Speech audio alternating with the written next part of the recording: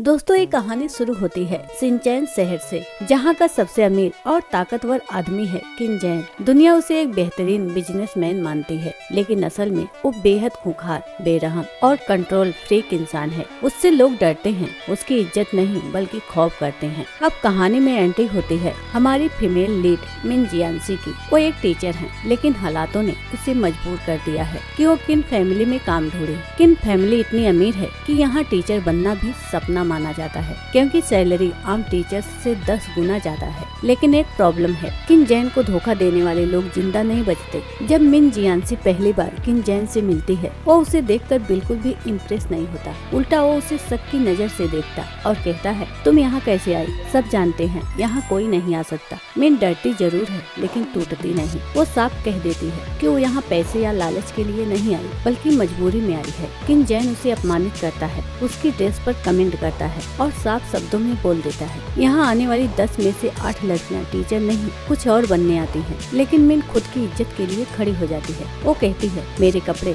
मेरी पहचान नहीं है, प्लीज मुझे मेरे प्रोफेशन से जज कीजिए। यहीं से किनजैन को पहली बार एहसास होता है कि यह लड़की बाकी सब जैसी नहीं है। अब कहानी एक नया मोड़ लेती है, जब मिन जियांसी किनजैन के एक बिजनेस कॉन्ट्रैक्ट की गलती पकड़ लेती है। वो समझा देती है कि अगर एक कॉन्ट्रैक्ट साइन हुआ तो आगे चलकर किन फैमिली को भारी नुकसान होगा। किनजैन पहले गुस्से से उसे बाहर निकालने को कह देता है, लेकिन जब वो सोचता है तो समझ जाता है कि लड़की सच बोल रही है। यहीं से किनजैन को उसकी अक्ल और हिम्मत पसंद आने लगती है। एक आदमी जिसने किनजैन को धोखा दिया होता है, उसकी सजा आमतौर पर मौत होती है। लेकिन मिन एक अलग प्लान देती है। वो कहती है कि उसे मरने देने से बेहतर है उसकी इज्जत और कैरियर खत्म कर दिया जाए, अखबार में माफीनामा छपवाया जाए, ताकि उसकी जिंदगी मौत से भी बदतर बन जाए। किनजैन को ये तरीका बहुत पसंद आता है और यहीं से वो मिन को एक चांस देता है। किनजैन मिन को अपना नंबर देता है और कहता है, मैं तुम्हें मौका दे रहा हूँ, लेकिन मेरे जैसे शैतान को संभाल पाओगी? मिन बिना डरे जवाब देती है, डील डन है। अब मिन को असली परीक्षा देनी होती है, उसे पढ़ाना है किनजैन के बेटे छोटे वारिस जियांडिंग को,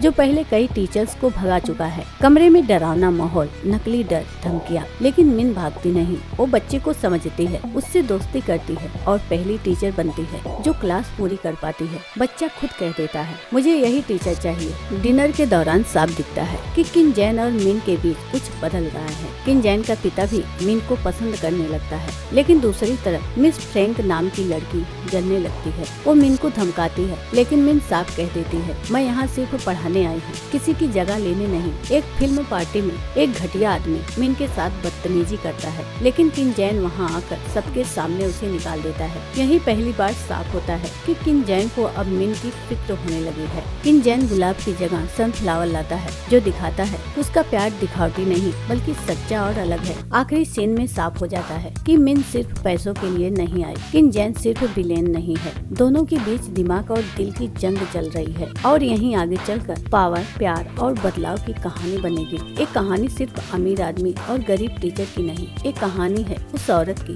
जो डर के सामने भी झुकी नहीं, और उस विलेन की जिसे प्यार ने बदलना शुरू कर दिया। तो ये वीडियो आपके लिए ही है। वीडियो अच्छा लगे तो लाइक, शेयर, सब्सक्राइब जरूर करें। मिलते हैं अगली वीडियो में।